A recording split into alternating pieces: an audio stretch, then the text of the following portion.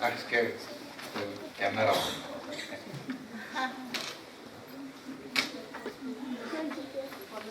Okay. Let me say to start with, I'm really happy to see the audience here. I was scared if the whole room is packed, I won't be able to interact with anything. It would become a monologue where I'll talk and people may pay attention or not pay attention. Uh, actually, ignore physics. It's not very important. When I was a student, I had same teacher who taught me science and mathematics. So the teacher who taught me biology also taught mathematics, chemistry. So I really didn't see much difference, except that if you ask me, I can't answer much of chemistry or biology today. So I'll show you examples of physics, but I'm very keen if somebody works along those lines and does something for chemistry and biology. Uh, Before I narrate anything, I just want the session not to be a monologue, and I want it to be interactive. So if somebody here tells me what he or she thinks I would be delivering, or what you think you are expecting in this session, it would really help me. Hands-on experiments, sir. Huh?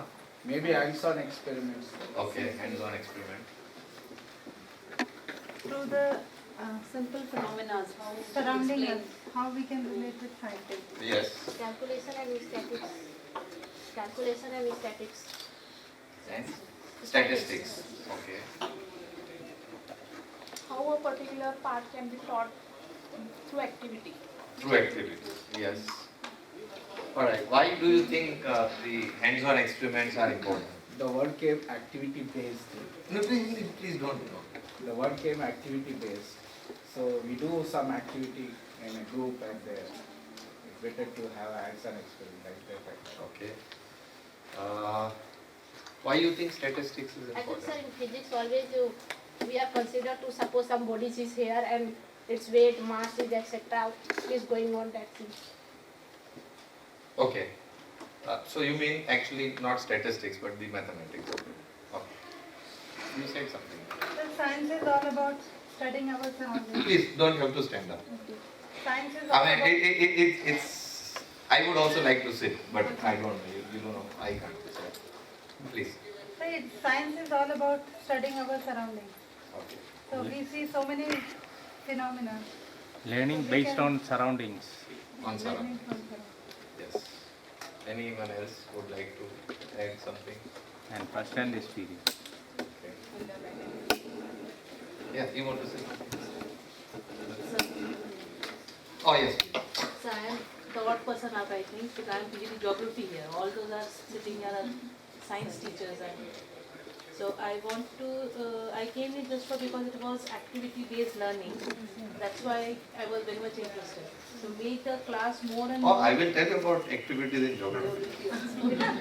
Very, very helpful for me, sir, to make the class more and more lively, so that there should not be monotony. The soil here is very fertile. Lot of things grows. I will take lots of It's time. all wild grass, Yes, I will no? take lots of time. You can make some use out of it. It will be great. Yes, please. Activity to make content very easy. Okay.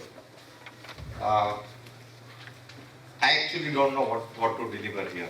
So, as it unfolds, you will see what I am trying. How it started for me as a physics teacher, it was a very big challenge because I saw students who were very intelligent, brilliant. But when it came to physics, hopeless. But if I ask them, they know everything which is written in the book. But they make nothing out of it. And I had a long struggle. You know how the system operates. And since most of you are here related to this Children's Science Congress, I'm sure you are all very enthusiastic teacher and you expect something. That you are sitting here means you are expecting something.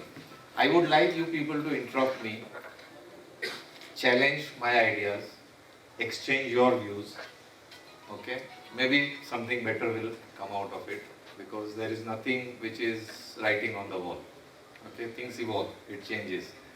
I had a really very long struggle.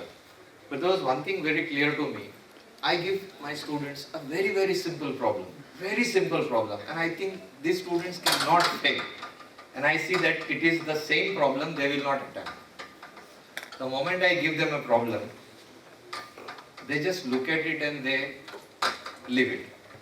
Okay, everything else they can attempt, but problem they cannot attempt.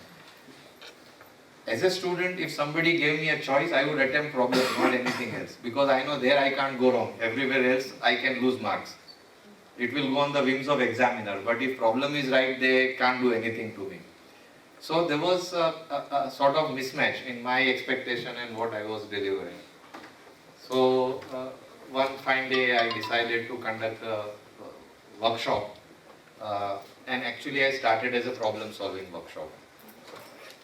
And although there were students of first year BSc, second year BSc, I just took some basic physics problems. We ran workshop for 1 year, 1 month. There was no strategy of any kind, but eventually we evolved into a strategy. And the strategy was not to tell them how to solve problem.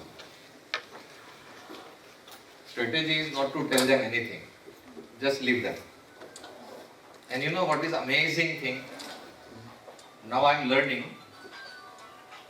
Then I understand that we don't teach science the way we should teach.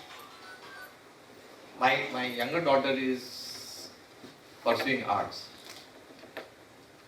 And she never had classes. But college starts at 9 o'clock in the morning, it goes on till 4, and I said, what do you do all day? My teacher says, this is the exhibit, you just draw it, so we have to draw it. And then it's a different color combination, sketches, different perspectives, so many things. And they have to actually sit there and do it simply.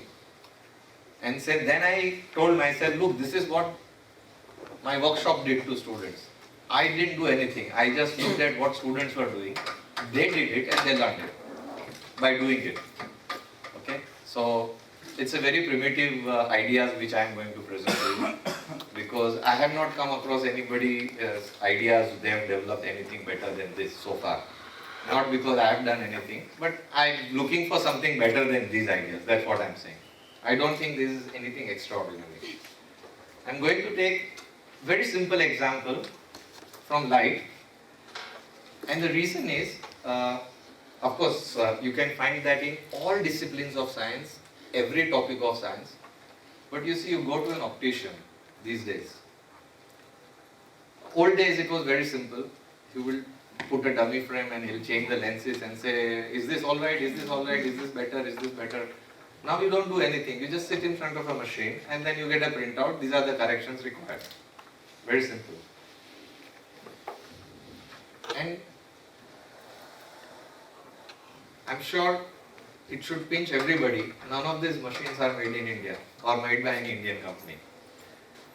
And that means whatever we teach, we are not able to create anything out of it. Okay? So our students pass exams, don't know what to do with it. Okay? So let's take, somehow in title, I had originally told them activity and problem-based learning. What they have put up is project-based learning.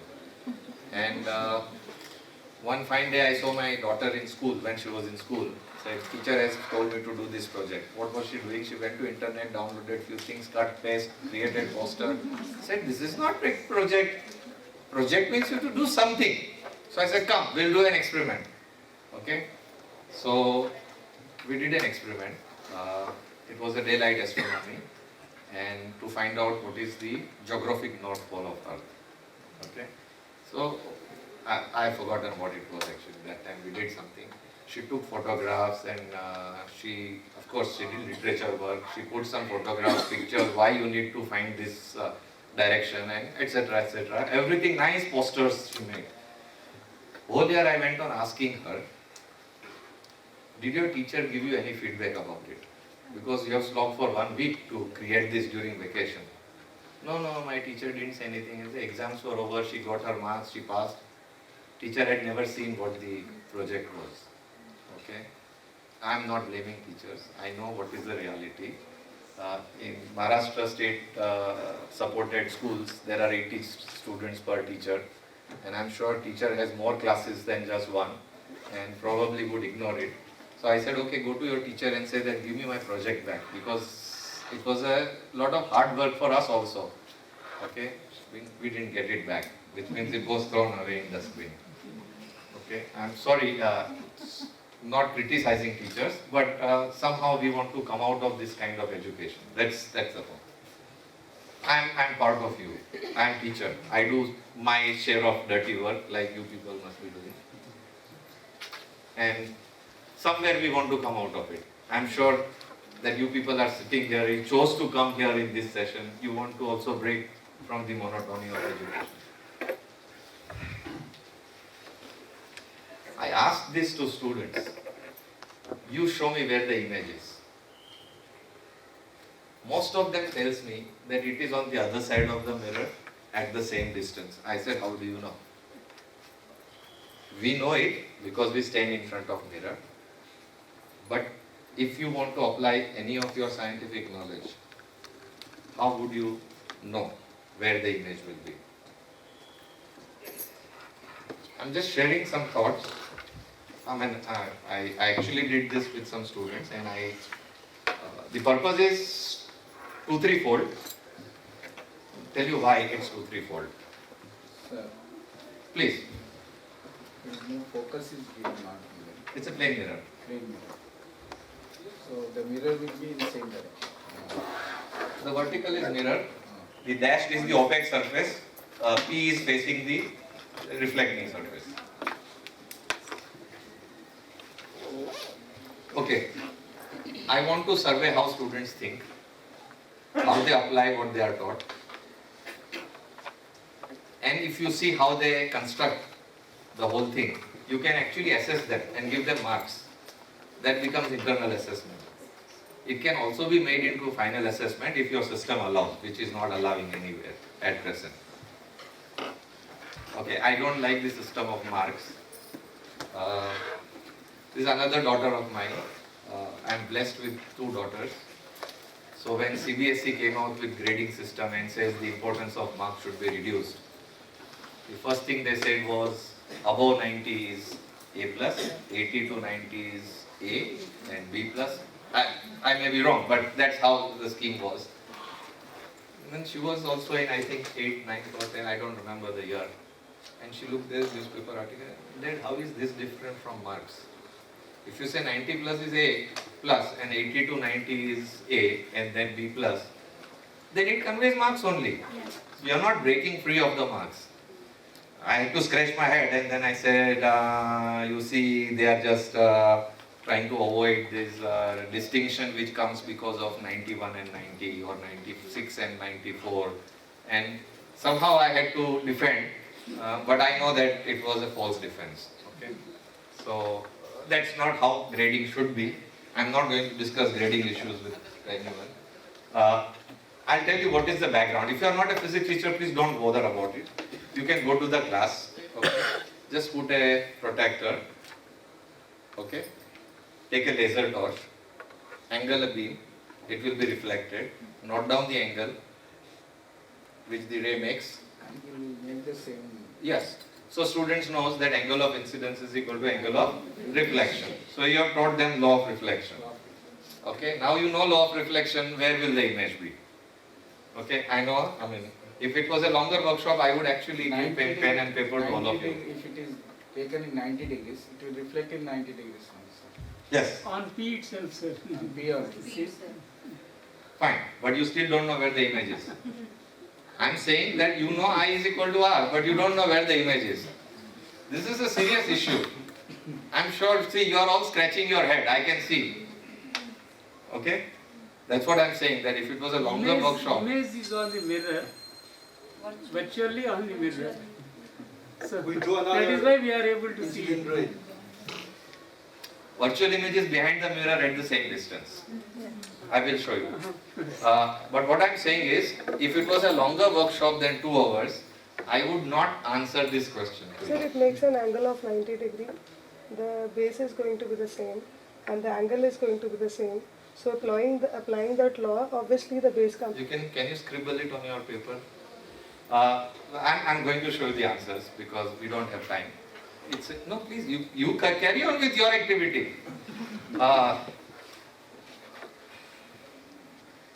We draw another incident rate. Yes. Another incident rate. Yes. I have not drawn any ray so far. So not another one. First ray. Draw any ray. Then? Then we apply the laws of reflection. Yes. So I know where the ray is reflected. Another ray which is not normal to the surface of the mirror. Okay. So we will extend the yes. That's right. Okay. Yes. So it's very simple. I'm not doing anything extraordinary. It's just very simple. Why 2 rays?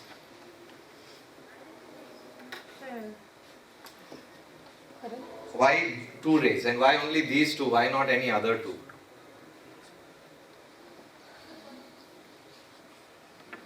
These are the questions students will ask. I'm sure you will all appreciate this. Okay? And I don't have Nobel Prize in finding out this. Okay? I am as bad as you are. The point is, there are always infinite rays in all directions starting from P. So you can draw any number of rays. They will all follow laws of reflection. You can draw 3rd, 4th, 5th, 6th, and you will find that all of them would appear to originate from P dash. Okay? That means if you look at the reflected one, they will all appear to come from P dash. That's where the image appears to be. It's as simple as that. But this is an activity. I've not gone into pedagogy, philosophy of education, but this helps students construct their mental picture of image formation. Okay? When they struggle, not if they don't struggle. Only if they struggle. If you tell them the answers, they can only reproduce that answer in the exams. If they have not constructed, they will not construct in future. I'm not talking about those who are born with those kind of gifts. Not Sachin Tendulkar. We are talking about children who would like to learn but they don't know how to. So we are facilitator. I just give them this and I tell them laws of reflection. I show them and then say do this. Then it's a dialogue between teacher and student. Okay. Somewhere I have listed out what dialogues I had with students. That I am not going to show because I want to show some examples here. But it's very interesting and I can tell you it doesn't repeat with different students. Some of them may repeat, some of them may not repeat. It's a very slow process.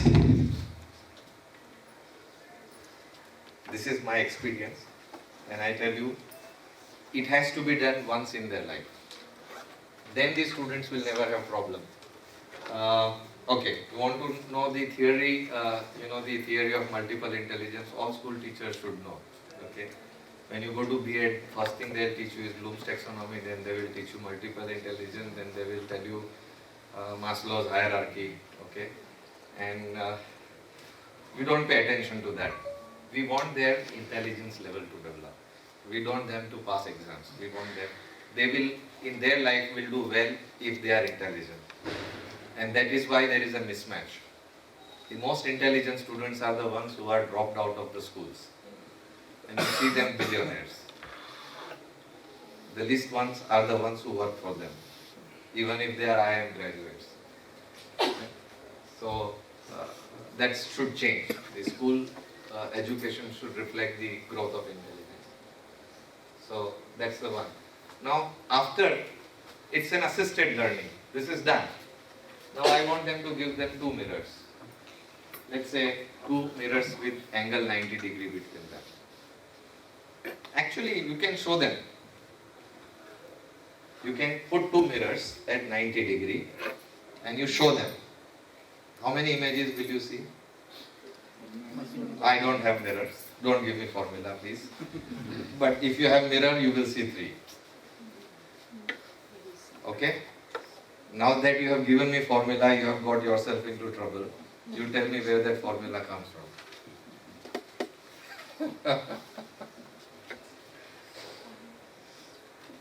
You understood my question?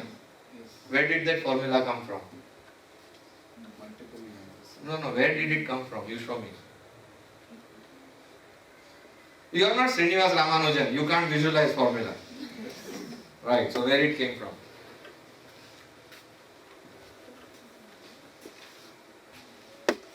Okay, I haven't drawn. Please, take this as a homework. See, two images are very easy because you know what one mirror will do and what the second mirror will do. So two images are more obvious. How would you get the third image? Okay. So the reflection of the image of this into that mirror. How? You have to draw and show. You have to draw to show that that would be the third image. So please try it.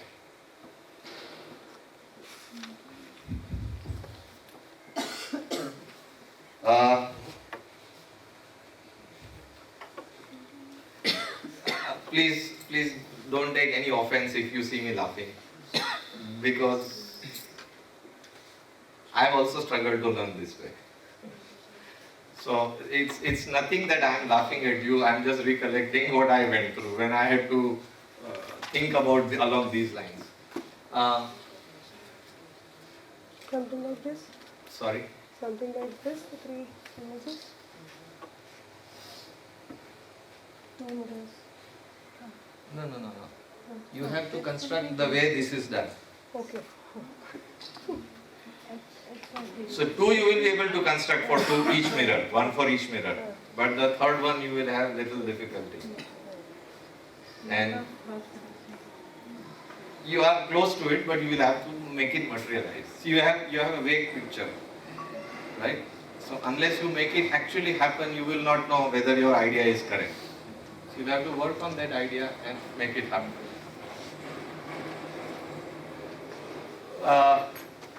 You are all welcome to contact me anytime to exchange ideas if you are interested. I will be glad. My email address, it's not written here, but it's Atul Modi. Please check the spelling. ATULMODY, as the name is spelled, at gmail.com. Gmail.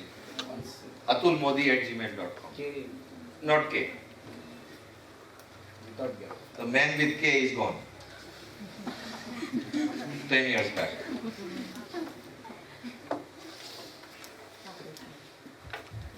Okay. You can see his contribution in front of you. Okay. Reflection from a convex surface. Okay. So you have a convex mirror. See, all of us learned these rules in school. My teacher taught me this is how you draw a diagram. Take a ray parallel to principal axis, pass it through this point and that point, and then you will get the image. Why? Very simple question. Why these are the rules? Somebody told me the rules, but why these are the rules? I don't know. So this was my struggle. So when I said I'm laughing, I'm not laughing at anybody's answer or anything. I'm laughing at my own self going back that I struggled. I didn't know why these were the answers. That's the answer. Angle of incidence is equal to angle of reflection. Okay, and any point, any line drawn from center to the surface is the radius, which is normal to the surface. So I have to draw a ray at some angle, then I have to draw reflected ray at the same angle, and then project it and see where it appears to come from. So I have, so I have point O. You see the first ray reflected, then I have a second ray reflected. The third ray is normal, so it's reflected back. And if you see, unfortunately these are not drawn to the scale, it's drawn on a notepad. What is it called? Microsoft Paint. Okay? So if you see something not to the scale, you forgive me, but you understand the principle. So if you look at all the three rays, they will appear to come from O dash. That means image of point O will be at O dash. If I have to start this, I would tell my students that if you sit in a car and you look at the rear view mirror, it says objects are closer than they appear to be. Okay? Please explain. I'm not asking any answers. You are a teacher. Okay? Write this statement. Okay? You may tell them what kind of mirror you are talking about. You may not tell them. Okay? Suppose if it's a convex mirror. What would this mean? Okay, I'm not answering the question. Further activities, then of course there is a problem, calculations, which can go side by side. Okay, why I got this idea? I'll show you that problem. When I started teaching, I was doing a problem. And you know, in optics, when you do a numerical, you have to follow certain sign conventions and then you arrive at an answer. And I was having some conflict, so I was not sure whether my calculation is right or wrong. So I went to my teacher, my head of the department. I said, sir, this is happening. So he started drawing a ray diagram. Okay. Now there is a difference. You see, he knew it, he never communicated it. It only when I asked questions that he showed me.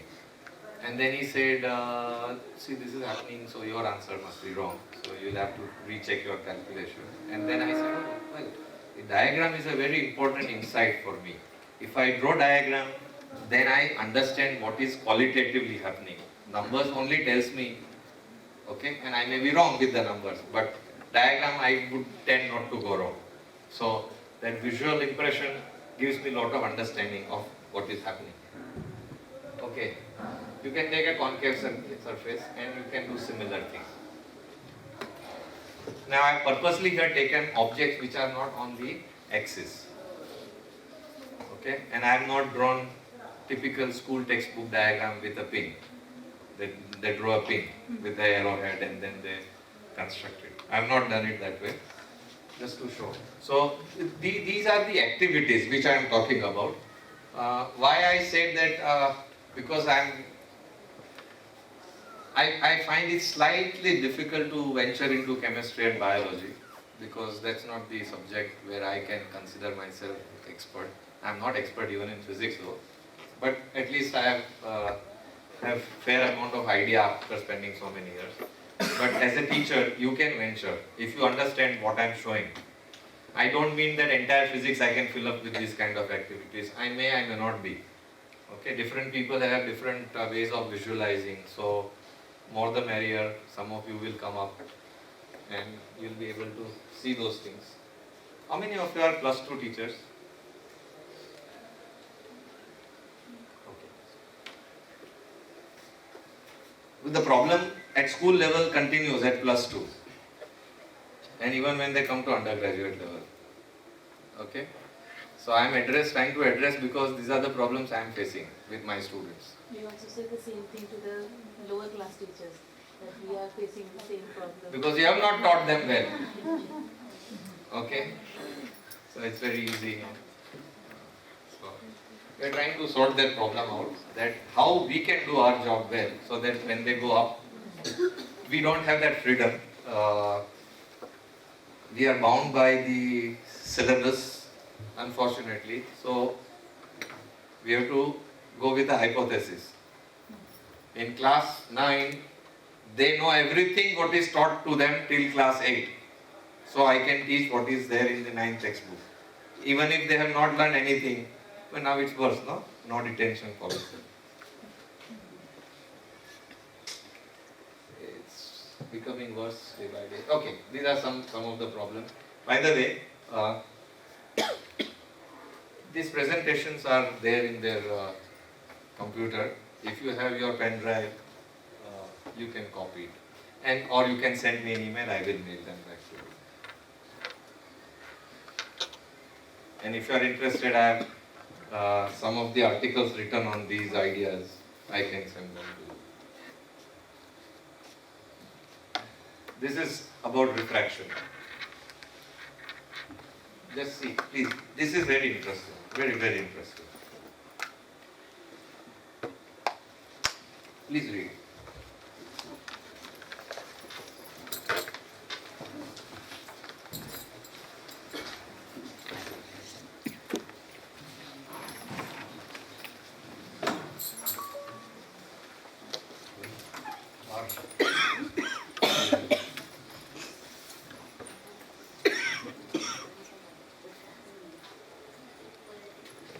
You know, very simple question.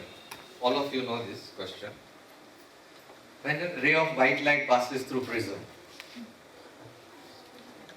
it splits into, when it passes through glass slab, it, are you sure? Think about it. So if it is taken at particular angle, then yes. Which angle? It's refracted through the glass slab. Again, there you find a lateral shift. So, Sir, it does not, because first there is scattering of light which occurs, and when it again passes. no scattering. We are not talking about No, scattering. Refraction. Scattering we'll keep aside for a while. See, physics is a very interesting subject. I'll tell you why. In 8th standard, light travels in straight line. Okay? In 12th standard, light behaves like a wave, so it diffracts. So it bends around the corner. When they come to BSc, it is a photon. Alright? And it parts. So it depends on which class you are. Somebody can answer if they have something better to say. But light, this is Professor A.W. Joshi, who is late Professor A.W. Joshi, wrote an article saying that how does light behave? And it behaves depending on which class you are studying in. Yes. Yes, sir. You were saying something, so I'm not interrupting you. When you put on a light on glass slab, it reflected through the glass slab. Again, you put the 90 degrees over there. Again. Then join back. So you'll see white light coming out. White light coming out. You will not see colors. No color. Sure. Whatever color we said. Obviously, I haven't seen colors because I see this glass plate and I don't see colors coming out of it. Because glass slab is a transparent one. Prism is also transparent one. Prism has internal reflection. No. Internal reflection is a different issue. Internal reflection is, that happens only if light incident on the surface of a rarer medium is at an angle greater than critical angle. The critical word comes without any bar. So there is critical angle in light, there is critical speed in mechanics, and there is many critical things come. So critical word is very tricky, but at particular angle, depending on the refractive index of the medium. So that is a different issue. We are talking whether a light ray which passes through a glass slab, will it split into colors or not?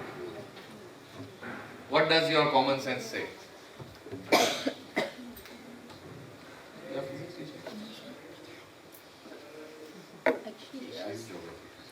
But she seems to be interested. See, now geography has turned into physics. No color.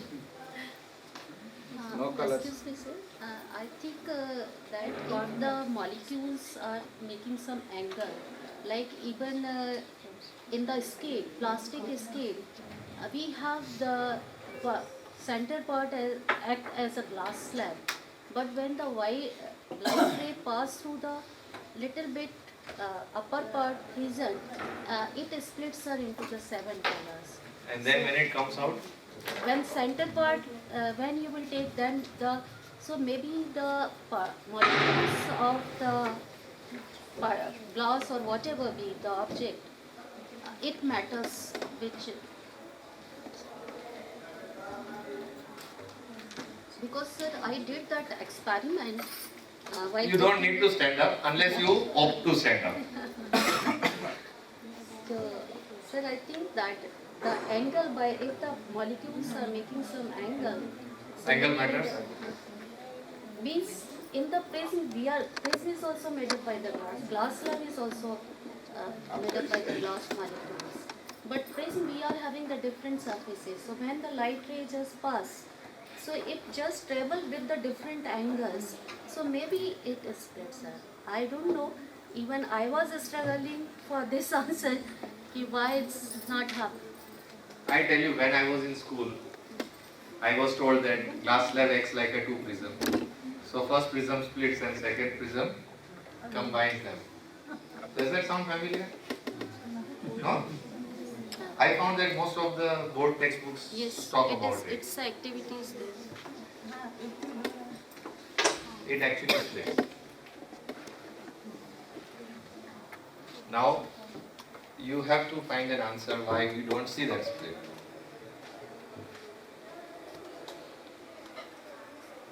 I don't know why should it recombine. Where does it recombine? How does light know that now it has to start recombining again? The first surface splits it. Second surface simply redirects them. There is no recombination. I don't know. I mean, this is a big issue we had when we were preparing those textbooks in NCERT. And in 10th standard physics, that concept is given that if two pairs are arranged, then that is what I am saying. That is what I am saying. That is why I am saying that when we were preparing NCERT books, there was a big discussion, and I was not ready to budge from this diagram. So finally, this one stays. So it's interesting. I'm sure some students would have asked you some question somewhere, and Same question we asked. what I enjoy doing is that I don't answer the question, even if I know. I say, okay, fine, let's draw the diagram. So this becomes the activity-based learning. You see, it's an activity. I have a question. I don't know the answer. Alright? So what do I do? Alright, let's draw the diagram. Let's see what my calculation shows. I know refractive index for violet, I know for red. So I take some angle, then I calculate angle of refraction, draw those two rays, then I take the second surface, and then I take out the emergent rays, and then I find that they are coming out parallel, no recombination. Now, nobody can challenge this. Yes, sir? I would like somebody to challenge this idea. This is lateral shift. Yeah, so both will be laterally shifted by different amount, and therefore you should see colors. So we went to the lab, we put the glass slab in front of spectrometer, a collimator tube, and made the slit very narrow, and then we could see colors. Okay. So normally we look at extended objects, very thin glass plate, our glass doors are very thin, or if you are using with, you are seeing thick glass walls these days. They are high refractive index material, so again the splitting is much small. Therefore that feeling of different colors don't come. But if you are very careful observant, it should come. Why should we worry about all these things? Camera was a rare commodity. We are carrying one now. All of us are carrying one in our pocket. Okay? And you pay price for higher megapixels. Alright? We teach science, we don't bother about what happens in the camera. So, in fact, mobile is very interesting. I don't know. At some places I feel that I can do something and I can show to students using mobile. They can try with their mobiles. Okay? Day by day, the power in our hand increases and power invested in us decreases.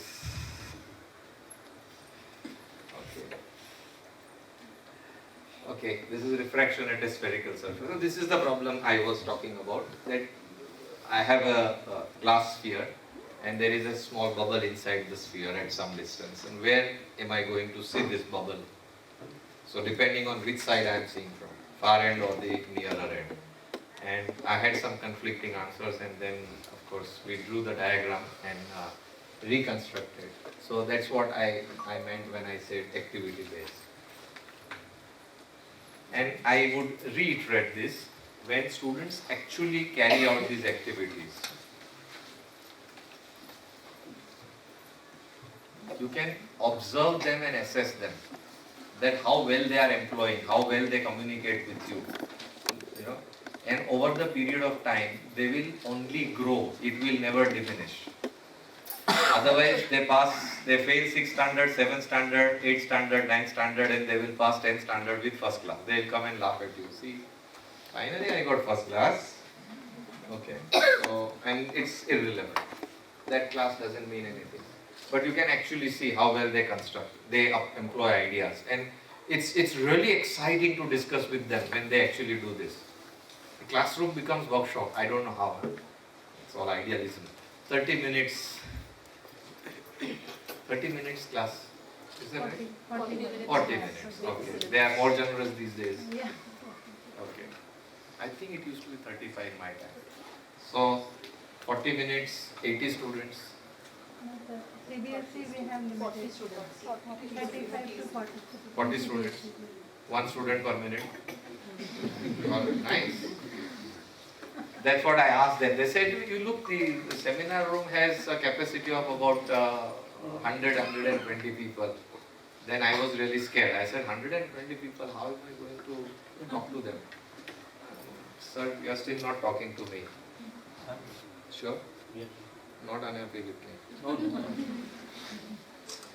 Every year when I teach my students, I am scared that at the end of the year they will wait outside the gate and beat me up for being nasty with them. So both the sides I have drawn diagrams, the rays coming out, and on one side, that's the side nearer to the glass compared to center, the image is shifted further closer, and on the other side if you see, the image shifts farther away from the surface. Very interesting, depends on which side. Some things are very interesting, you feel very elevated, because I always envy artists because they always get credit. And people who have learned science are most useless people, don't deliver anything, only textbook knowledge. Is that correct, sir? Okay. So once an interior designer asked me that I want to create the effect, put a mirror so that we can see multiple images. So what do I do? And I said, look, put 2 mirrors at 120 degrees, you will see 2 images. And what happens if I want to see 3? Put at 90 degrees. I said, see, I am also great, I can tell them now. Even artists have to consult me. They can consult you on many issues actually, if you pay attention. Every damn thing we teach in school is so meaningful. We just need to be open to those things. Image formation due to a lens. What is it? It's an extended object. So this is one point, this is another point. I think it's reversed actually. If it's pointing that way, the arrow should have pointed the other way. My mistake. But I've taken 1 point here closer, 1 point farther away, and corresponding images, then they should be pointed from A to, well, here it is B to A, there also it is B to A, okay, something like this. Somebody can pay more attention to this diagram. But we ignore many things, we don't make students think on these issues. And I tell you, if you make students think, they will come back after many years and tell you that, look, you changed my life. But if you don't make them think, then they know they have not got anything from you. Because you taught everything what was there in textbook. We tend to assume, because most of us actually, things were very obvious. When my teacher taught me, I took it on face value and I could do things, whatever was expected. And I could do well, so I said, fine, I am a good student, I know how it works. But when my students were struggling, then I had to really inspect, and then I realized that, look, these students are struggling many times because they are more intelligent. And what I am taking as a face value, sir, theta equal to, n equal to 180 by theta minus 1. We took it as face value. But if you have an intelligent student, he will trouble you. Okay? And then I am troubled because I don't know the answer. I still don't know the answer. I can show you 120 degree, 90 degree, 60 degree and show how these images are formed. But mathematically you say prove, I still have difficulty. I haven't come to the point where I can calculate and show the answer. Isn't physics very interesting? Huh? More than geography. See, without camera, you won't have. Today I was coming by taxi and my driver was carrying GPS because I was scared how we are going to reach on time. And he had GPS and he was so carefree sitting there. Sir, कुछ चिंता की बात नहीं, GPS है ना, हम पहुंच जाएंगे. So all those photographs, maps created using cameras, such precise cameras. If you are having a 2 rupee coin, you can actually see it's a 2 rupee coin from satellite. You know, it's a $1 billion business. The best quality optics is made by a company called Zeiss from Germany. And for many years they still remain #1. And they have adopted with electronics also. So it's not that they have become obsolete because they did not. They went on rediscovering. So anyway, so these are some problems. It's a prism problem actually. You can simply give numbers and ask students to calculate. Now this is for +2 teachers. So I think I can skip this unless somebody is specifically interested. But the interesting part is here, I asked them how much would the ray deviate. And they would actually, if they calculate numbers and draw, they will find it's coming back from the other side instead of passing through. It's not passing through this way, it's coming back. Sir, your total internal reflection here.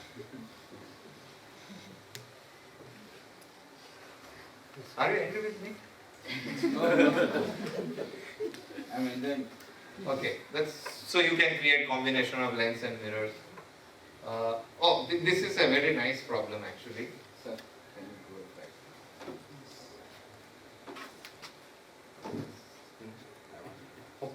I said if you send me an email, I will send you the entire document to you. So just for one slide, you can go ahead. I have no issue. No, sir, I will send you. Please, please. I want the You want actual numbers? I want the entire ones. I will send you. Okay.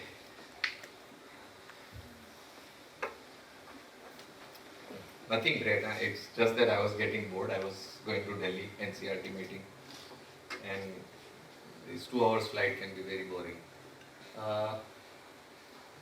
And they were displaying actually. They were not showing movie. They were displaying temperature. So I went on recording temperature versus height. Okay. And finally I created a table. Although it's not at the same place because sorry, where was this? Yeah. Because by the time the aeroplane loses height, the position has changed. So I'm assuming that by the time it started losing height and it landed, there was not much distance variation. Temperature variation would not depend on that distance, it depends only on height. Okay? So some figures were recorded. And this is a simple Excel plot. Excel is very powerful, very powerful. All teachers in school can use it. My nephew is working for one of the multinational company. I know he's in a very high position now, but when he joined and I said, what software do you use for analyzing your financial data? He said, Microsoft Excel. So if your students know how to do Excel, they can join multinational companies. Okay, so it gives me a simple straight line. That means there is a linear variation of height versus distance. Height versus temperature. So on the horizontal axis, it's a height. On the vertical axis is the temperature. Right? So as it goes above somewhere around 5,000 meters, then the temperature starts dropping down. It becomes negative. So it's cooler there. I'm not showing you further. We developed this into further problem for modeling the atmosphere. But it was very simple for +2 student can do it actually. This is a very nice one. it may not be in the syllabus. You see, the best part of these activities is, many times you go to the class and students are not interested in learning. They said, today we want to play, you tell us stories, you tell us jokes. ऐसा होता है? So you don't have to. You say, chalo, we'll do something nice. And you see how enthusiastic they will become. Because it is not in syllabus. The best thing is they don't have to memorize. It will never be asked in the exam. And they will realize that because it was not going to be asked in the exam, they never forget it. You forget only if somebody tells you that this will be asked in the exam. So, there is something in astronomy called Bode's law, which says if you take these sequence numbers, add 4 to each number, then we get these numbers, then divide by 10, we get these numbers. Now these numbers approximately are the distance of our planets from Sun in astronomical units. Very interesting. This is the real data. So these are the distance from Bode's law, and these are actual distances. So Mercury is at 0.39, this says 0.4. Venus is 0.72, it says 0.7. Earth is 1. Mars is 1.52, the Bode's law says 1.6. 2.3, there is no planet, but we know there is an asteroid belt. So it's so interesting. It's a simple mathematical sequence. It should be exciting that earlier astronomers were mathematicians and they tried to fit everything they observed in mathematics. Of course, then you can look at T square by A cube law, and that's Kepler's third law for planetary motion. When I saw this movie, it really struck me. There are two movies, names of the two movies. Martian is the latest one, but 1 or 2 years back they released Elysium. Both had the same actor. I think both had Matt Damon in it. Yeah, see, Matt Damon is very popular. Did you ever wonder, have you heard about UFO? UFO. Yes? Yes. Flying saucers? Yes. You know why it has to be saucer and why it has to keep on spinning? Aeroplanes don't spin. Then why those space travels require spinning objects? Space, vacuum. No man has gone before, no one has gone before. That to change into next generation star. To get us a speed. No? Resemble the planets or Sorry? resemble the planets or something. Why? Because they have to move, rotate around themselves and also move in the space. If you have seen Elysium, okay, please see.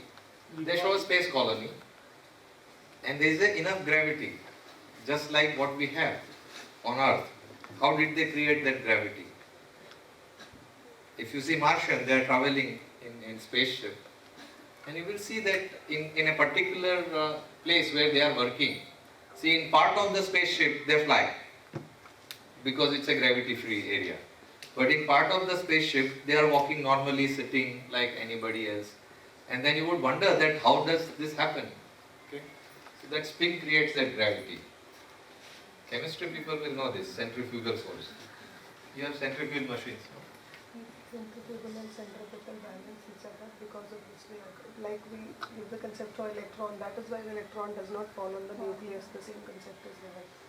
Many times they ask because this... It's very tricky, yeah? You do two forces together, centripetal and centrifugal. Yes, so that is what leads them to... Centrifugation is different. No, it is the force, like I being a chemistry background, we say that generally this is a question which comes up, that the electron negatively charged, the nucleus is positively charged, and it was one of the drawbacks. Why does it not balance in centrifuge?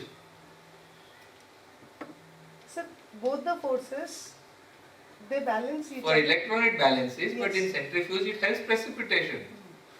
Electron. Now you see you are caught. No, that's what I'm telling.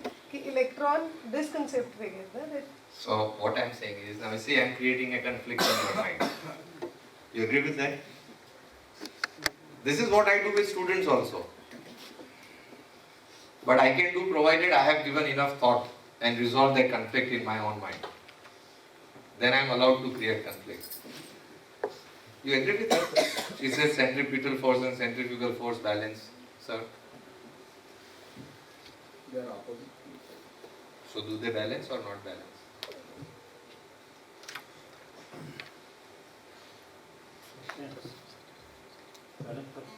करते हैं, लेकिन centrifuge chemistry lab में use करते हैं ना, 2 test tube रख के and then you have a precipitation. वहाँ तो बैलेंस नहीं करते. अगर बैलेंस करते तो precipitation होता नहीं.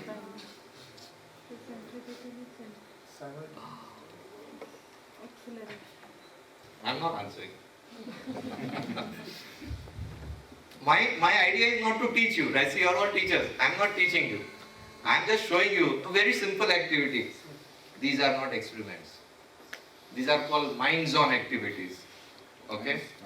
You are creating turmoil in the mind, and you are actually stimulating the thought process in students. But you have to assist them in resolving the conflict. So you have to create intermediate steps, and you have to see that they are pushed through that logic to arrive at the correct explanation. If you can't create, then this won't mean anything. So, Yes, please. from a single point simultaneously, both forces will not act actually. That is the thing. I don't think so. Yes, from If the I have only a point particle, electron, I said I'm not answering. Suppose we consider tension in the string and centripetal force towards it, if you rotate it. That time both the forces act at those different points. Centripetal forces from the string and Force acts on a point. Alright, if I have a stone, assumed to be a point particle, then centripetal force will keep that stone in the circular motion. And she will say centrifugal force will prevent it from falling towards the center. It has to be on the same stone, otherwise there will be imbalance. I'm not answering, I'm not here to teach physics. I'm just talking about activities, right? And I told him it's a mind zone, but it's not necessarily mind zone. You can interweave with hand zone also. Sir, if it is like a round surface, then any external force that is acting on the surface, on the body, will not have so much impact.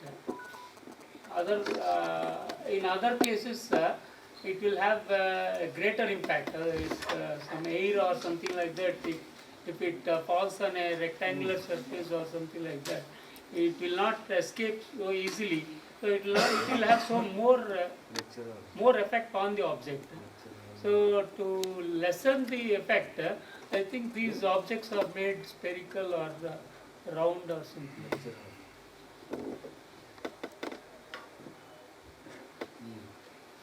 Okay. You see that spinning for a space traveler would create the environment of gravity. Oh, that is so also. The area in which they would perform normal duties are on the circumference walls. So that circumference becomes the floor for them. And that spin creates effective gravity in terms of centrifugal force.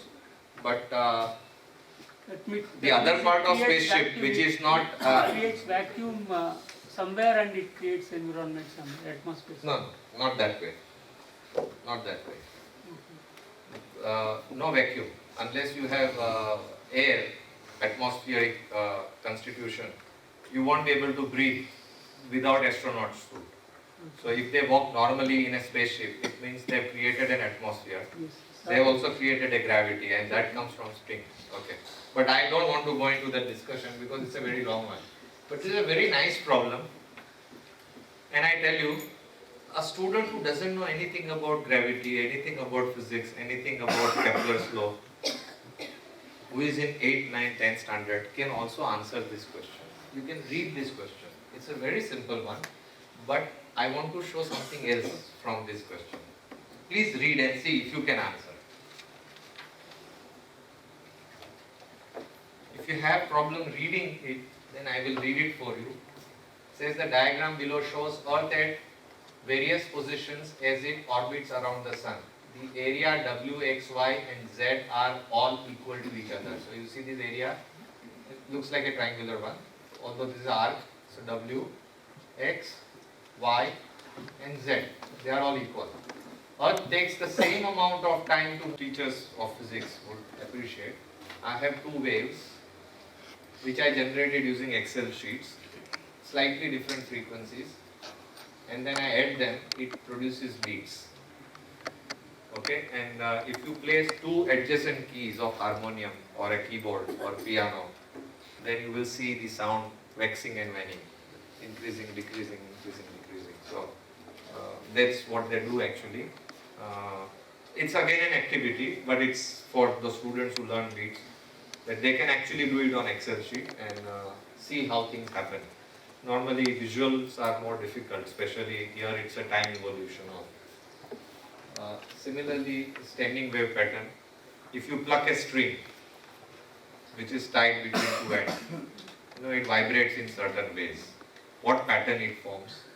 So I have taken one wave, that series 1 is the blue color is one wave, series 2 the red one is a reflected wave, and the third one, the green one, is the sum of the two waves, and I have taken it at a different instant of time. I am not seeing one wave or the other wave, I am seeing the resultant pattern. And if the string makes more than 10 vibrations in 1 second, I see just the entire string together. Okay, because our eyes, that perception of vision. Okay. So this is what I would see. You would see loops, one loop or two loop or three loops. But it's very interesting to see that we don't teach them anything. We simply say, okay, let's do this, calculate, just plot this on Excel sheet and then see what happens. Then all your philosophies matters to them. Then they understand everything you are saying. Otherwise, they memorize. Many of them actually understand what they read without going through this, but most of them don't understand. That's an observation. It's a very nice actually exercise. I am not sure how many of you have seen these tables. Maths teachers, how many are maths teachers?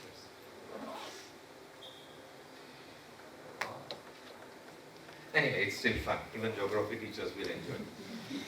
You see these 5 tables, okay? They have numbers written 1 to 31, okay? And you look at it, some numbers are there in more than one table.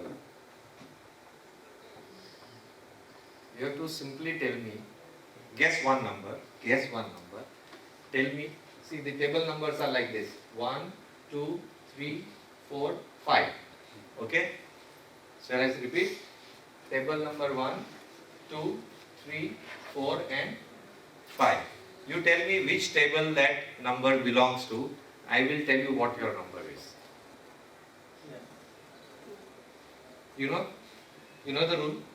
You know the rule? Don't tell anybody. Till we finish.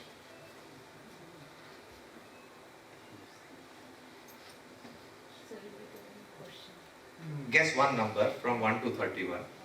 Check whether it is in table 1, table 2, table 3, table 4.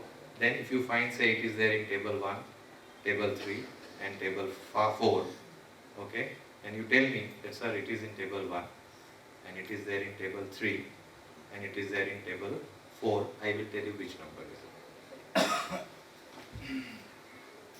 Table 5. 5 and 3. Sorry? 5 and 3. 5 and 3. Let me check on.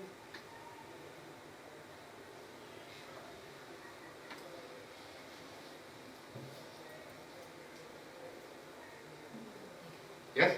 5 and 3, 20. First, second and third. 7.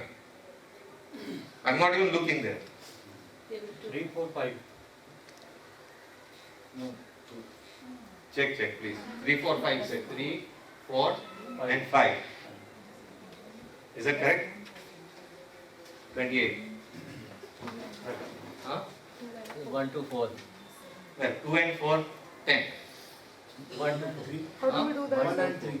1, 2, 3. 1, 2, 3. I answered. 7. 1 and 3. 1 and 3, 5. Sir, 1 to 4. 1, 2 and 4, 11. It's only 2. Huh? Then your number is 2. Two. So how do we do that? 1, 2 and 5. 1, 2. 1, 2 and 5. You're still testing me. You still don't trust me that you can answer. I think by now you should be ready to ask what is the rule, what is the secret. Okay, I will still answer. 1, 2 and 5 you said, right? 1, 2 and 5, 19. Yeah. Okay. But Yeah, please tell, please tell. The rule is that addition of first number of a given table. Suppose 1, 2 and 5. That's why 1 plus 2 plus 16 is equals to 19. Repeat.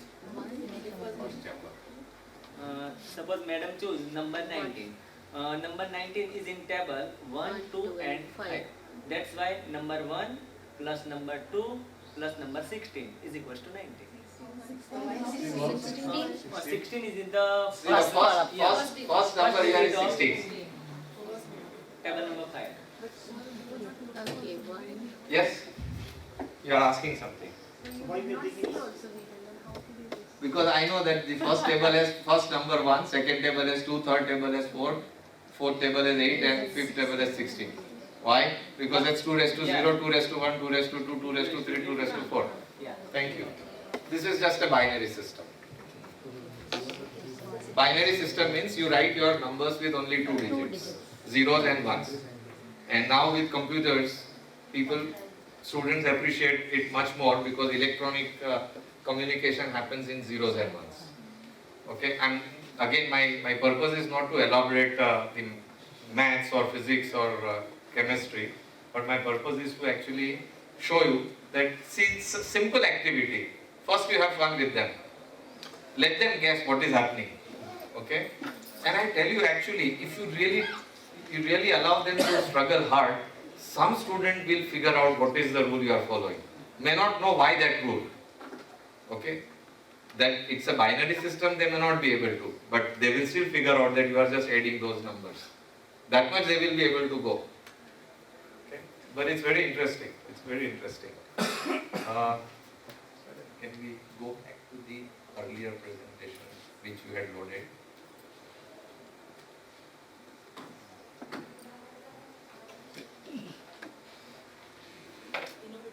Yes.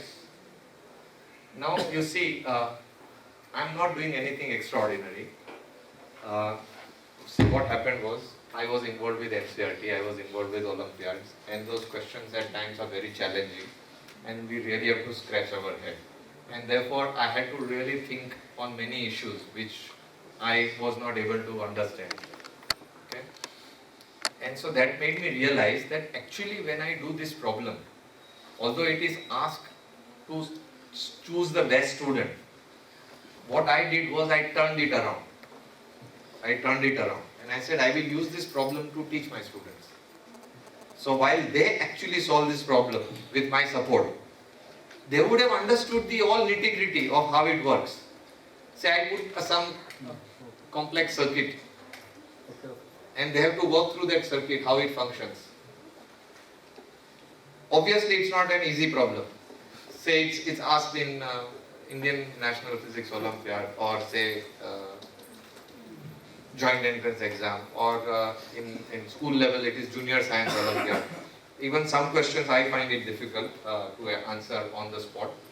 But then I realized that when I am thinking, I am learning something which was not so obvious. But it doesn't mean that each problem I can use, because some are actually mental problems and that requires a very superior intelligence. But some problems are very insightful, and if you use those problems which are very insightful, then students will actually think along the lines to understand whatever principles, theory you are teaching them. So these problems are taken from, will not read them. It's some biology question which I like, so I have put it. I am not going to discuss, I don't know biology. So I can't trigger your thinking on biology. But see, when I was in school, in biology, they said plant grows and that the growth curve is like this. Alright, because we can't grow plants in school. But people talk about projects. You see, if you have facility in school, you can actually grow a plant in the beginning of the year. And then periodically, every week, a group of students can go and measure the height. And then you actually make them plot the graph. And they would have discovered something which otherwise you would tell them. Okay, you don't have facility of doing that. Okay, somewhere you would get this data. You just give them data and say you plot. This is the height measured at every month or every week. For 10 weeks, 20 weeks, 30 weeks, and see how it grows. Interesting? Many such things. I mean, this is an activity. It's a straightforward activity, sir. Laboratory activity, lab kind of it. But even mathematically, it becomes an activity if you decide to plot a graph. Okay? I'm not sure how in chemistry you can do things. My chemistry has been very weak. And unfortunately, although my daughter did excellent in science everywhere, she inherited my chemistry. She didn't inherit my physics though, but she inherited chemistry. So she is a scientist, she is a biologist, but she inherited my chemistry out of all. I said at least you could have inherited physics. Okay. So I won't be able to elaborate on this. But these are some of the questions I've picked up from some exams. And I like them. They're so insightful that if I put this to students as a learning module, and I say let's discuss this, let's work on this. Before describing Kepler's second law, third law for example, if you give them that problem, and then you say, now what do you conclude? You see the same area swept in same time, and then say, suppose if I want to summarize, and you see that linguistic capability will change. It's some nice problem in geology, some analysis of course, something in genetics, something in chemistry. I would like to discuss this with some chemistry teacher someday, so that I can learn them. Nice one in chemistry. Some evolutionary biology, or evolutionary chemistry, or evolutionary environmental science. I don't know. It's become so complicated now that you need to know biology, chemistry, so many things. Again, this is again evolutionary. Weather forecasting. You see, some weather pattern is given, diagram features something, and then you have to answer these questions given. See the same. There are two questions asked based on the same diagram and information. But the point is here, we are not teaching weathers to them. What are we going to achieve by doing all this?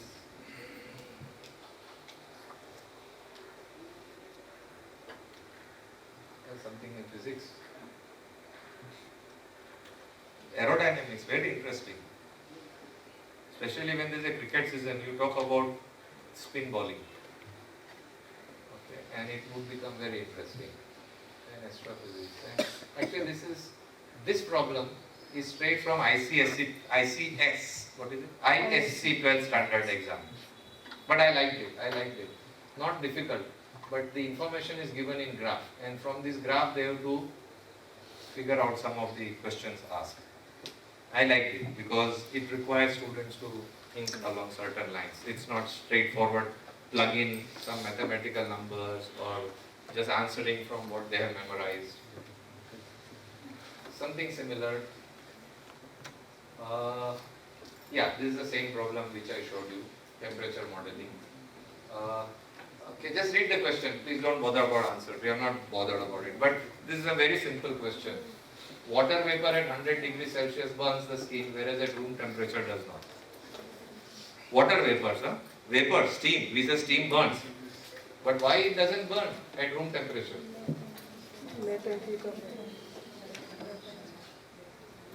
It's not so obvious. That's all I can say. Yeah, that's also part of it, but it's not so obvious.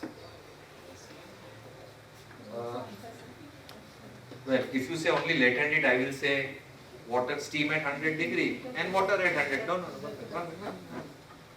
Water at 100 degree and steam at 100 degree. Okay?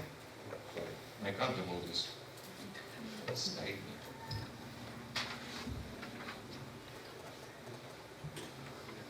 What can I do?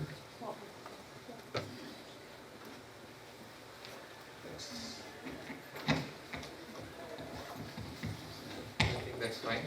Sound, you can still hear me. Cooling थोड़ा कम हो गया. Okay, yeah, this you have already played with me. And we can, madam, we can go to the third presentation. And go to slide number 11 straight away. What I'm saying is, if you say latent heat, I will say 100 degree steam and 100 degree water. Both ones. So where is latent heat? The latent heat of vaporization. Yeah, I know. Right. But if latent heat is the only reason, then water at 100 degree also burns, and steam at 100 also burns. Steam has more heat, right? Latent heat. Yet 100 degree water does not spare you. So latent heat is not the only reason. Do you understand my point? Yeah. No, I'm challenging your idea. I'm not saying you are wrong, I'm simply challenging it. What's sir, steam at room temperature? You mean, you have asked something? So steam at room temperature means latent heat is involved. See? The question, I think it is Steam at 100 degree burns, steam at room temperature does not burn. Steam, I think it will not exist at room temperature. At room temperature. So No. that will be water. No, water vapors at room temperature exist. So we will call it Water as vapors vapor, may not as exist. steam. Is there a Steam, difference? I don't know whether it is. Is there a difference? Okay, I'm not going into answer. So steam is produced by boiling and water vapor due to normal process of evaporation. This is what we have done. Steam at I room don't know temperature does what we exist. have done. It exists, sir, at room temperature. Its steam exists. When we heat something and the vapors which are getting, like boiling up of tea, when the water vapors are rising I up, would like a 1 week workshop with you. Then I will be happy to answer. No, not this one. The third one. What does it say? Problem based. 11th slide, straight away. Okay, now I think we have done enough of this physics, chemistry, biology. थोड़ा philosophy की बात करते हैं. Okay. Why we are doing all this exercise? I can see the attendance has dwindled. People lost interest from this. You see,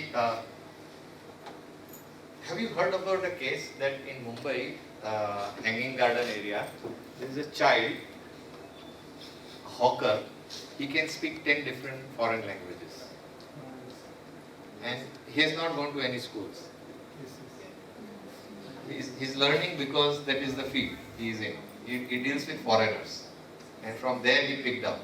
And you would find that an illiterate vegetable vendor can do calculations faster than you. Alright? The most educated person will sit with calculator. And this vendor will tell you offhand everything. Okay? That is called situated learning. The circumstances made them learn. The next is cognitive apprentice. You work with somebody who is expert and you pick up how they do things. Sir, कुछ लिखना नहीं. एक email and I will revert back. कुछ original नहीं है, सब उठाया हुआ माल है. ओरिजिनल था वो सब बोल दिया अभी तक आपको. Okay. See, you see Hindi films now. Sir, you see Hindi films? No. You don't see? Hindi films. Shah Rukh Khan. Chennai Express. कुछ भी नया नहीं है. But you still pay money to go and see.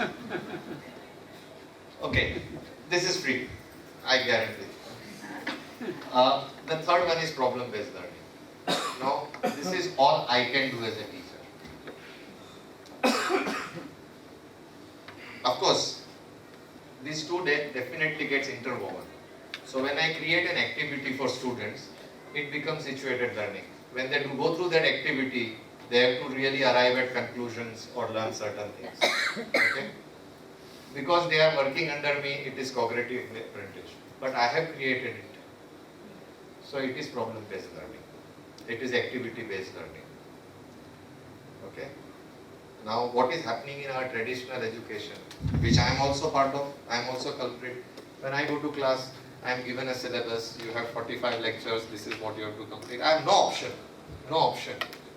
Okay. Then why am I talking all this rubbish which we can't do? Why are we talking all this which we can't do?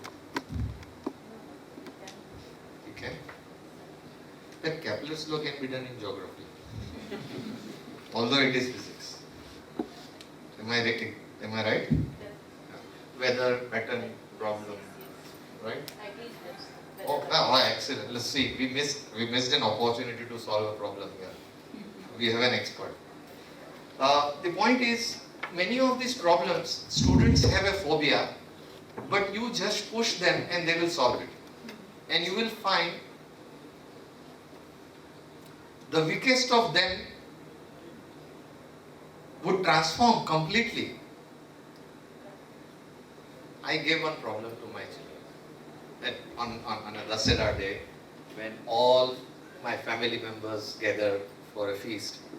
And my children, my cousin's children, we have some 8-10 children, they are troubling everybody at home. So I sat with them, I said, chalo, let's solve this problem. Okay. And then they were struggling. Then my daughter, who was the youngest of all of them, she came running. You are a liar. No such thing can exist. It can't be solved. I said, no, it can be solved. I know the answer. But I am not going to tell you. You have to find out the answer. The youngest was the first one to come with the answer. And you can see the jumping she was doing. She defeated all the elder cousins in solving a problem. Does it mean she is the most intelligent? No, it's not. There is no such thing as most intelligent. All are intelligent. I have a student, even today he comes and meets me. Sunday only he came with his wife and visited me. He failed first year BSc. See, they came to do BSc because there was nowhere else they were admitted. And after first year they failed. He was just narrating. He said, after I saw that I have failed, his surname was Chauhan. So he said, mine was the first in the list. Then he checked his friends. Next one. Failed. All my friends have failed, so we are going to be together.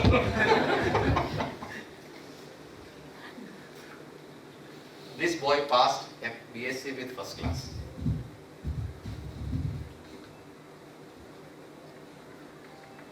%64%, but could not get admission into MSc Physics. Somewhere he found paid seat in computer science and he took admission. Then he came and told me, sir, कोई कुछ पढ़ाता नहीं है उधर computer science में. Teachers भी सब physics वाले, उनको कुछ आता तो है नहीं computer science. Okay, so he's left on his own. He managed. Whatever he managed. I'm not going to say anything proud. In December, when he was in second year, he said, sir, I am getting job in Wipro. And I said, but 4 months down the line, you will have your exams, complete MSc, and then, sir, MSc तो मैं October में clear कर लूँगा. Just see the language he's saying. MSc तो मैं October में clear कर लूँगा, लेकिन अभी job थोड़ी वापस मिलेगा. So अभी मैं Wipro join कर रहा हूँ.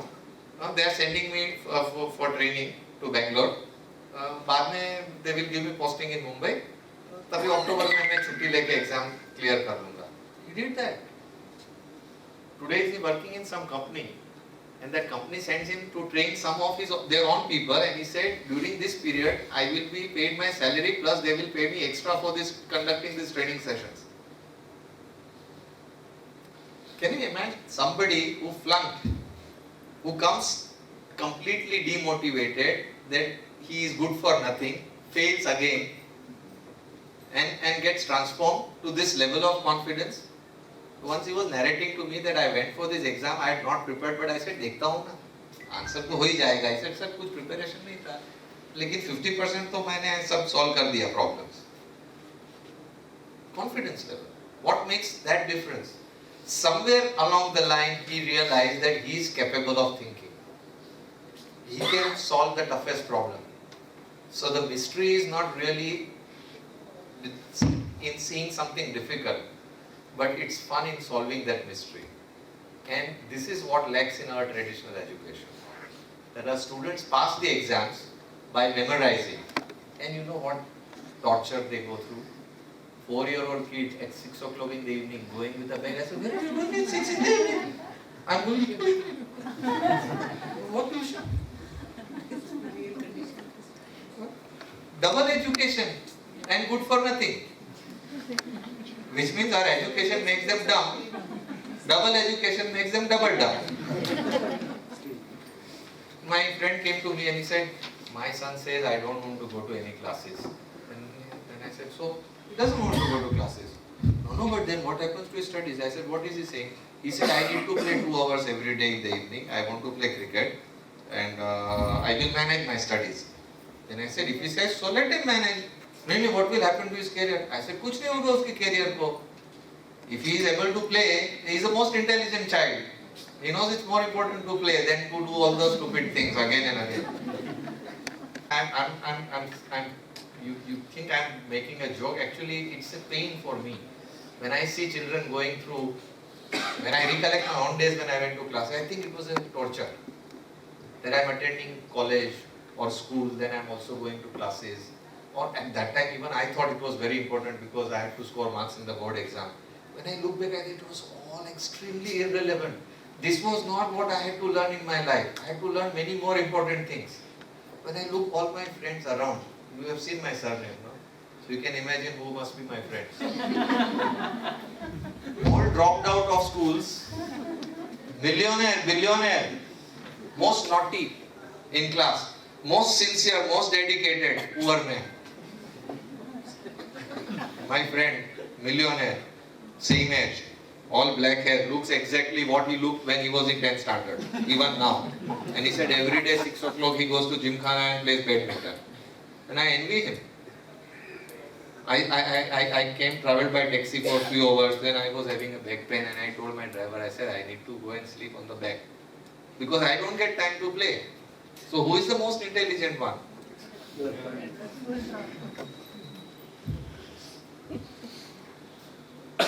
I always thought I was very intelligent. Say I'm getting first class, I'm school topper, I got 7 distinction, right? Now I'm retrospectively I'm looking back, I was the most stupid fellow who thought he was very intelligent. So gained nothing in life by thinking that I was intelligent. If all of you start thinking, you will become very rich very soon.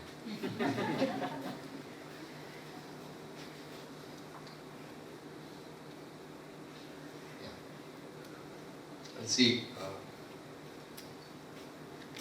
that's traditional learning. It's teacher directed. Teacher tells students what is right and what is wrong. Content learning. You say this is there in the examination. I found my daughter's textbooks were unusable after 1 year. And I told her, how is it this, your books are so bad? My teachers told me that, my parents always told me, you are such a nice book. At the end of the year, your book looks new. I never told them, I never opened them. Because whatever my teachers taught me in class, I came home and I wrote the answers to the questions. Because I remembered what they taught me. Okay, so books never opened. They were new at the end of the year. But my teacher actually makes us do things with the book. I said, what do they make you do? They make me underline these answers. So all the books have answers underlined. Even that much students don't have to do. By reading and finding what is the correct answer to a given question, even that is not being motivated. Students are not encouraged to do that. What learning takes place? Nothing. She just memorizes. Student as knowledge recipient. Don't think it's a knowledge. That word is misleading. I have not found any other word. Then, activity or problem-based learning. You are not a teacher. You are a coach. Because then I have to tell myself, look, there are questions. You know, many questions we just discussed. You people had difficulty. Even I had difficulty answering some of the questions. That's why I avoided. I said, no, I'm not going to answer these questions. Right? So, we are not the teachers. we are coach. Because first thing that I am ignorant, I don't know. I have to learn. But it's a mediated. What is mediation? You see, I have climbed the mountain. I have not climbed Everest, but I know how to climb mountains. So I can teach them how to climb Everest because the rules are same. So I am supporting them, their efforts. That's the only thing we are doing. Students as problem solvers, and the education is problem motivated. So they see things in a different perspective. What is learning in school is not to write examination papers, but it is directly related to something which is happening around me, whatever science I am doing. And that science is what I am addressing. So it's not something which is divine. Bhagavad Gita, you recite but you don't know what it means. Okay? My school days, our school management was very fanatic, and they used to give 10,000 rupees prize for anybody who could recite Bhagavad Gita. I said, I'm not interested in 10,000. Why would I torture myself for memorizing Bhagavad Gita? Okay. And if I can recite, I'm not going to become Bhagavan Sri Krishna anyway. Okay. So, okay. These are just some ideas which I'm sharing. So if you make them solve problems, they will appreciate the theory which you have taught because they will see direct relevance of it. They will learn how to, I mean this is written in terms of physics, but chemistry, biology you can see everywhere. You know madam, I have a complaint about geography teacher. One year I went to my daughter's school to buy her books and they said buy so and so atlas. Okay? Oriental publication. Following year they said buy Macmillan atlas. Third year they asked, I was reading, I said, what atlas? वो दो atlas तो तुमने कभी खोले भी नहीं है, but teacher told us to buy. So I said, ठीक है, you have bought, but you don't know how to use atlas. Atlas सिर्फ खरीदते हैं, atlas का कुछ use मेरे पास भी ऐसा ही था, मेरे time में भी atlas था, I have never used. Teacher never taught us. No, you may be a good teacher, that's why you are sitting. I come from a different background, so that is why. That is, we are the Navodayans. So, Navodaya Vidyalaya. so we cannot say buy such thing or every year change that. They are provided with the atlas, but they may still not use it. No, sir. They use it. Because are quite strict about atlas, so that they can remember. I remember only one thing we did with atlas. Playing games and Absolutely. See, everyone knows that atlas is a good place to play game, and that is the way you That is learn the geography. Yes, sir. That is the correct thing. I tell them that if you are not feeling very happy in learning anything or going to this at your house when you are going and you don't think of doing anything, find out the places where it is and then tell their friends to search it. But you know, playing games with books is fine provided it is teacher mediated and it's a meaningful. Yes, sir. Otherwise, I tell you, we used to play games even with textbooks. You open any book, if it says 6, then it is a sixer. If it's 4, then it's a boundary. No, sir, we have it atlas subject oriented. Like I generally, whenever I have substitutions in class. CBSE or ICSE school? Sir, presently I am in a CBSE school. So whenever I have a substitution because chemistry you hardly have 2 chapters in class 10. So I ask them to play chemistry atlas. Oh, in chemistry also there is atlas? No, chemistry atlas, the word is atlas, it means electrons, so other one has to say a chemistry term related to N. So 40 minutes go off very nicely and the class is quiet. Yeah, but can you make something more meaningful out of it? In geography, of course, you have to memorize so many things, places and so on. So there it's fine. But in chemistry, I know chemistry also memorization, but not so. No, sir, there is no memorization. The topics are very less. So I could never learn chemistry because I could not memorize any reaction.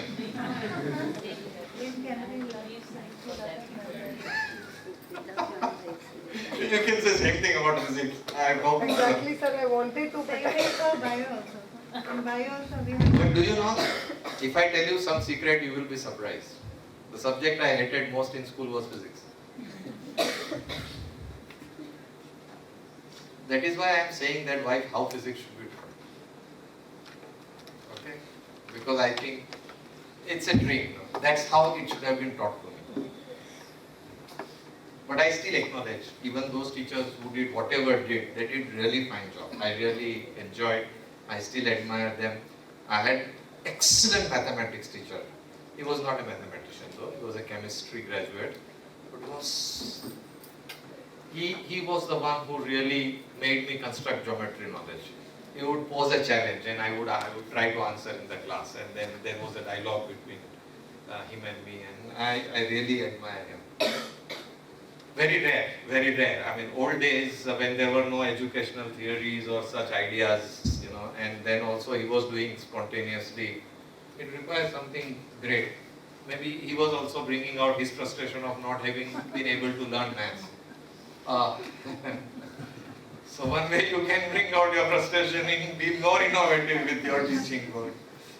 Okay, you can actually create problems which relates physics, chemistry, chemistry, biology, environments, you know, right? Then they will see a lot of meaning in it. You know what, these board people, when they set syllabus, they do a lot of politics also goes in it. So they decided that there should not be physics, chemistry, biology, such distinction. It should be one uniform core science curriculum. So what they did, they brought out textbooks with all those chapters in one book. Old wine in new bottle. Yeah, you can actually make them do order of magnitude calculation. So they'll get an idea of, because I find it very surprising. Many times I ask students, how big is millimeter? They'll say this big. What rubbish? You don't know what millimeter is. I said, just look at what that scale, what is the smallest you can measure with that? They can't even say what that number is.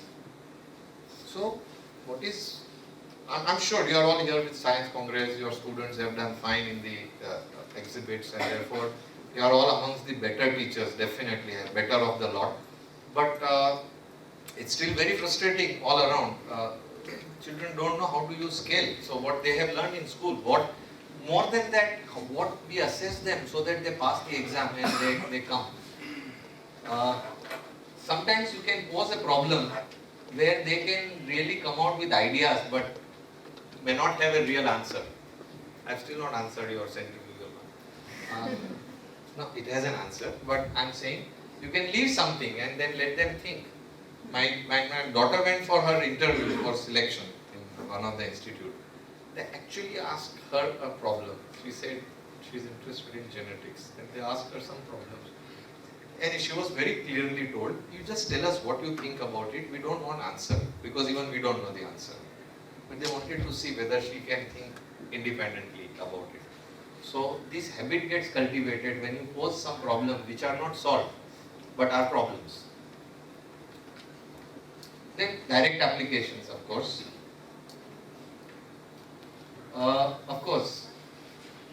I have written mental abilities, but actually it helps build up your multiple intelligence. You do exercise and you pump up muscles. You do this exercise and your intelligence level changes completely. So, you know, one of the new theories which says that if you have those special ability children, you don't put them in a separate school. Because, yeah, but there is a reason behind it. Because children always learn from each other. And if they are with normal children, they will pick up normal things. Otherwise, they will remain that way because they have not seen anything better. So, that's educational jargon. It's called peer learning. Okay, so their intelligence grows. And suppose if you post something as a group activity and you see they struggle with each other, they quarrel with each other, they discuss, okay, fight. But at the end you will see their bonding will grow because they would have solved something which was really troubling all of them together. So very nice. They can, okay, blah blah blah blah blah blah blah. Okay, we will not go into those. This is what Nobel laureate physicist Richard Feynman said long back, of course, not in 1991, I think. 1991, he didn't even live in 1991. I think this is some book which is referred to in 1991. He passed away in 1989, that I am 100% sure. But this is written in his preface to his book, which was probably published in 1991. That one way we could help students more would be putting more hard work into developing set of problems. And say he was not a person from the field of education, so his linguistic expressions are not in that jargon. Okay?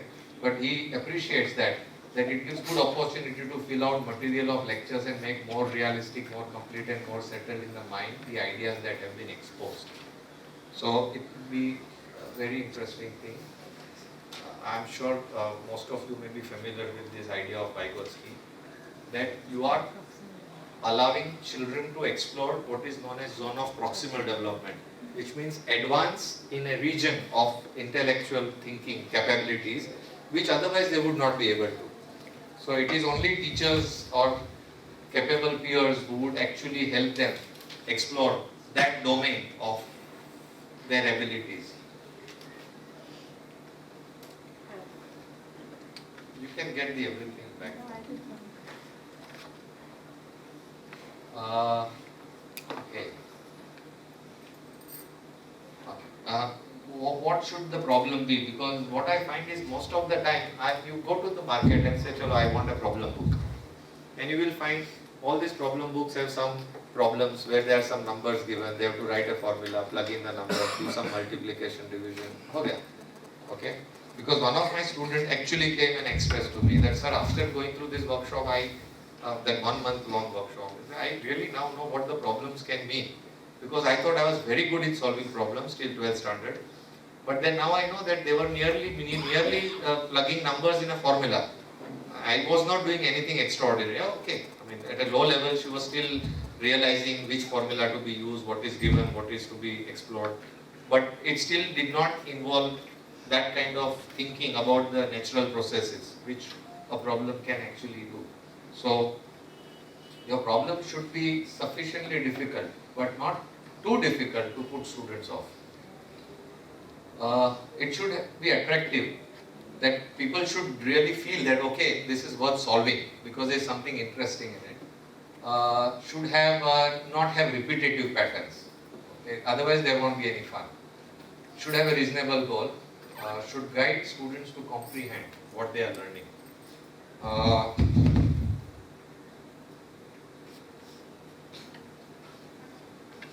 just missed something in my mind which I wanted to say. But let's see, if I remember, I will tell you what I had in mind. Let me see. Yeah, this one, see. Should involve some decision making. Students should decide what is to be done.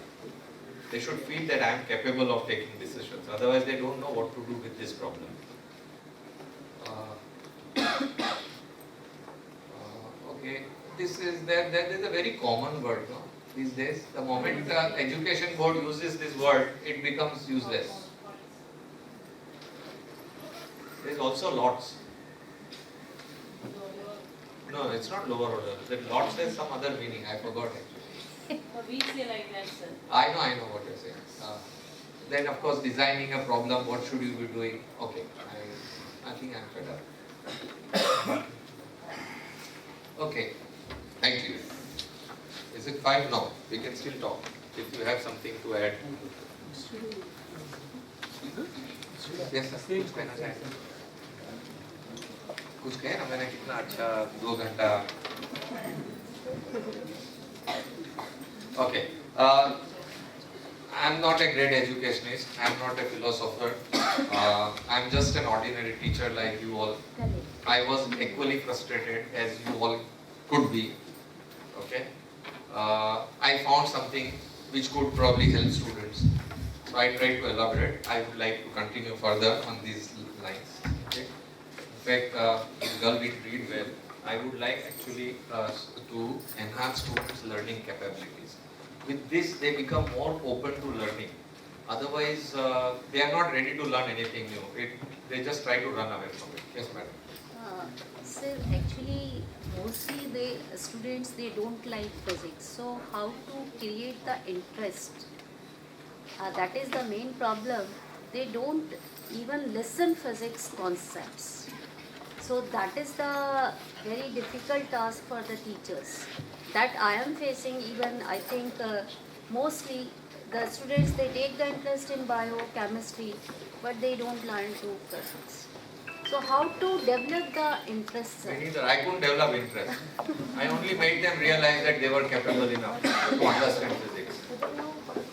So can we develop some interesting activities? So by that, I showed you one simple example, those mirrors and lenses, and you say, okay, why don't we, let's find out, we know the rule now. So where is that? Don't write down the rules. even in physics some rules are there, but still like in the spherical mirrors, the third law is that for image formation, when the incident ray passes through the center of curvature, it just written on the scene, means written back on the scene. But why?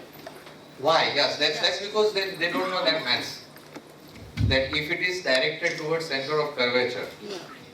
then it is along the radial direction. And radius is always normal to circumference. So it's a normal to the surface at that point. So normal ray always rebounds back because I is equal to R. So I is 0, R is also 0. That is why. That's so very interesting. What you said is the correct point. Now see, they will ask you this question if you put a, say, okay, let's draw the diagram. Otherwise, they are not much interested. Yes, we will just tell them But- we don't understand. So it's an exploratory, right? Yeah. And then they have an opportunity to learn a principle which otherwise is not in even math syllabus. Say if you are teaching in 8th or 9th class, probably this Yeah. radius is perpendicular to tangent Yeah. or the circle comes in 10th standard. So they may not know.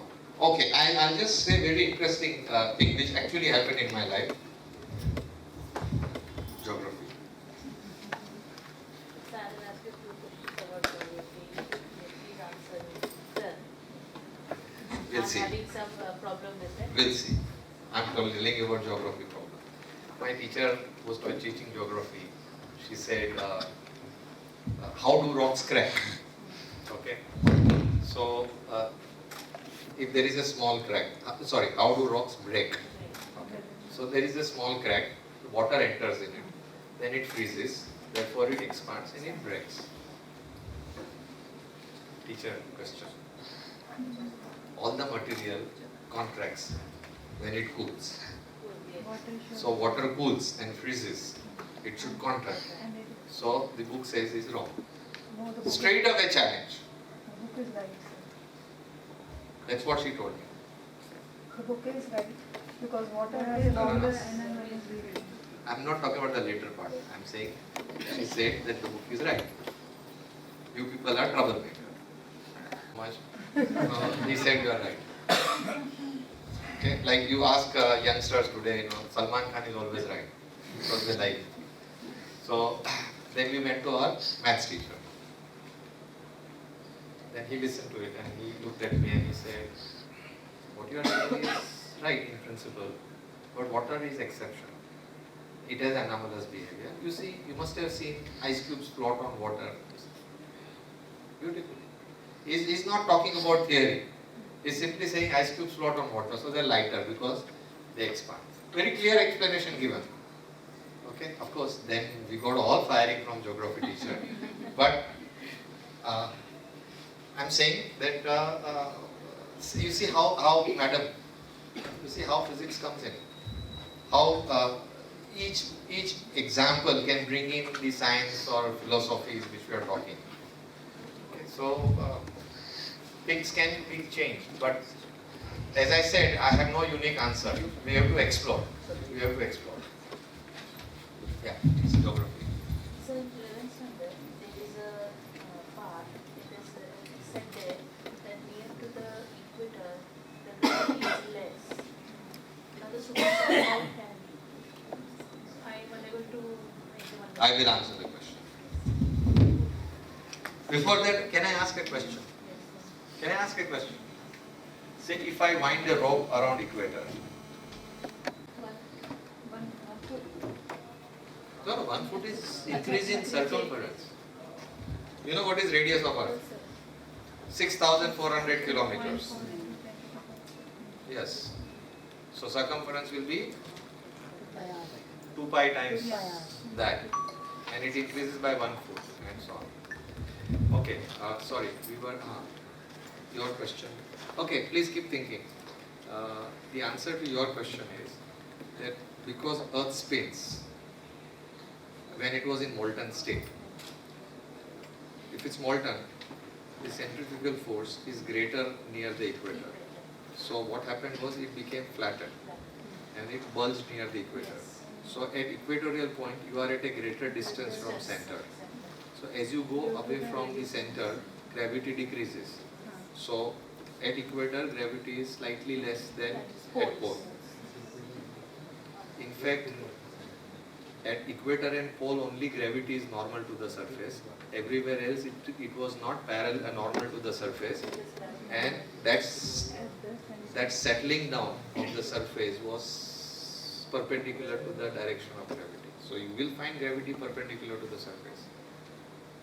But because the gravity was not exactly, the surface settles down perpendicular to gravity. So if you disturb the water surface, it will come back to remain perpendicular to gravity. I think I have answered. Oh, you had many? Oh. One more question.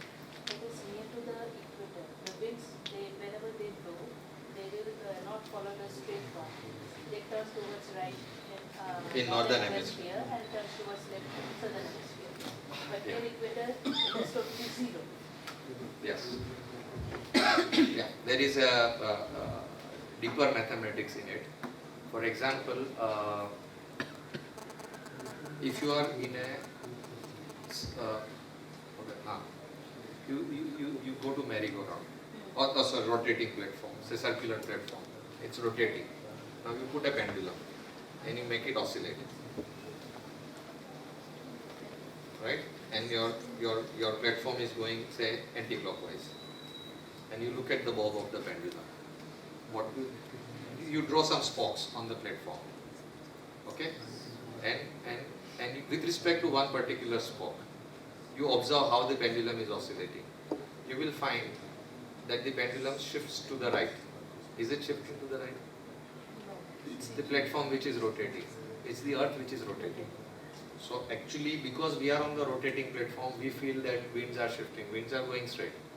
Because earth rotates, it appears that, and then southern hemisphere has an opposite sense. So it appears to bend to the left. But near to the equator, there is no such direction. Near to the equator, up to the equator they will come, but near to the equator it is totally zero. So on one side of the line to the right, on other side of the line to the left. So what will be on the line? It's pure maths. I mean, this force which is called like centrifugal force, it's a fictitious force. That force has a name called Coriolis force. Sir, that separation is 6 centimeter. Separation between rope and surface of earth. 2 inches. How, sir? Correct? Sir, how?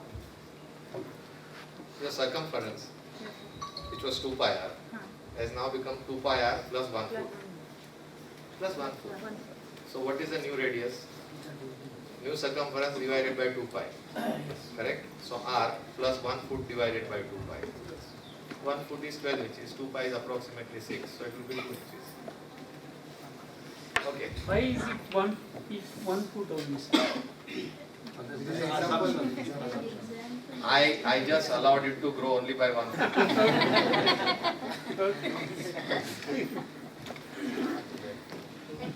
Thank you very much. Oh, you are going to say thank you. I have to say thank you. They are so kind. For 2 hours, they sat very patiently and listened to all the whimsical ideas which I presented. Thank you very much. Thank you, sir. I request to you and Vaibhav sir, please come on the dance.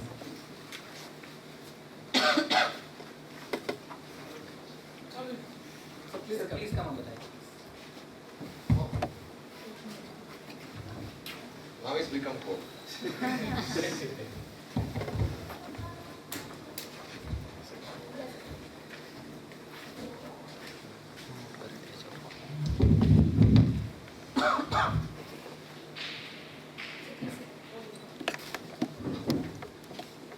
I would like to say thanks, Atul sir. He gives us lots of knowledge to us, and he shared many more things about what is the activity-based physics learning. I am honored to felicitate felicitated to Dr. Atul sir. Now I request to Vaibhav Tavre, a member of Environmental Forum of India. Please felicitate to Atul sir.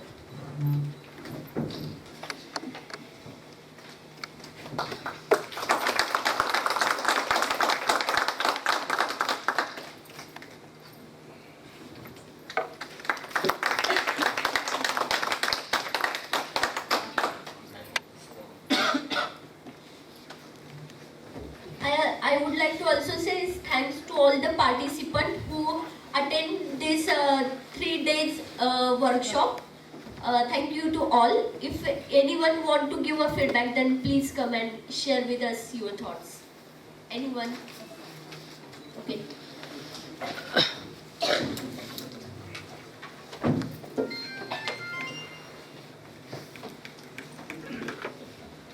Good afternoon to all of you. My name is Dharmendra.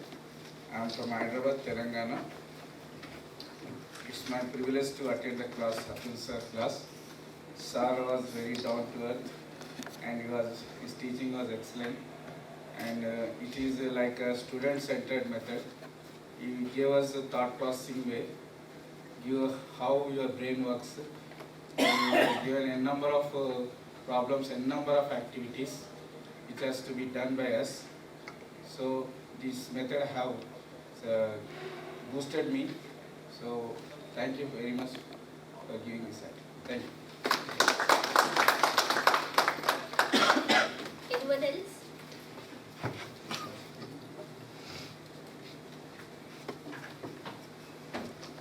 Thank you so much to all. Thank you.